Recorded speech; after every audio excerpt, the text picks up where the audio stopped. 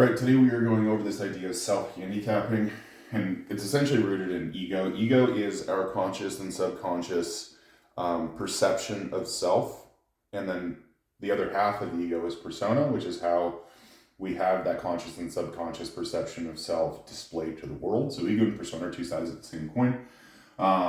Self-handicapping and powerlifting essentially comes down to they do not execute or perform in the way that they should subconsciously to protect the ego from failure, right? So this is all, self-handicapping is rooted in a fear of failure.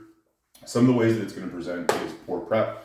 Perfect example, I had a client, pretty good lifter, found out the last 6 weeks of prep, didn't do 2 out of the 4 training sessions, obviously came into the meet pretty out of shape, did not perform well, missed a bunch of attempts.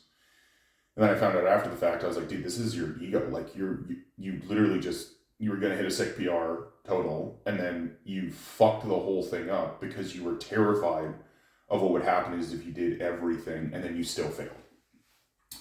2 is this idea of like overcomplicating or re-exerting control. So on the surface, it looks like re-exerting control, but at its core, they're going to start to overcomplicate because if things actually go too well, they're like, well, we need to change something, we need to change something, we need to change something, right? So this idea of program hopping. And that's rooted in that ego, which is like, if we change things consistently and often enough, and then we don't find that secret sauce, then I have a reason for me not succeeding. So this is all based in finding reasons to not succeed. And the third is kind of pushing through injury or pushing themselves on the ground with a ton of fatigue. If you have a client who consistently pushes through injury, even though you know it's stupid, it's because they can be like, oh, well, my knee's bad, I got a bad knee. Which is clearly idiotic, because it's like if your knee wasn't bad and then you were training and then the training wasn't going well, like you just can't handle the fact that training wouldn't go well if you're healthy. Or training through fatigue, where they're like super cooked, they want to keep doing more, because subconsciously they know if they're super cooked, they're not going to have that top end, and if they don't have that top end, they have a reason for not having that top end. And all of this is based in this idea of identity collapse. So all of these things, if they didn't do any of these things and then they still failed, they would end up in identity collapse, right? Because their ego is so strongly rooted in being a powerlifter that if they were a powerlifter and then they became a bad powerlifter because they were failing, their whole identity would collapse, the ego would just explode, and then they'd be like, holy fuck, I'm not the person that I thought that I was.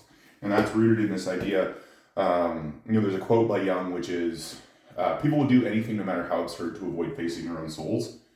Your soul is your ego in a plain context. So identity collapse is something they're trying to avoid at all points, because then they have to kind of turn that gaze inward and figure out what the fuck is wrong with them. And that's terrifying for people. So the last point is that it's really, really important for us to understand that ego is very superficial, and ego doesn't like observation. So they're going to want to point to these very superficial things as to why they're not succeeding. And they don't want to face that underlying root that this self-handicapping is based in the ego, because the ego is going to try to push all of that blame to all of these other things that is not the ego, so that it can maintain its current state, right? People's ego very rarely likes to go through any sort of evolution or any sort of change. And you see that in everyone's day-to-day life. So self-handicapping is going to be a common thing you have, especially in higher level competitors. And it's important that you know what it is, because if you don't call it out, it's never going to change.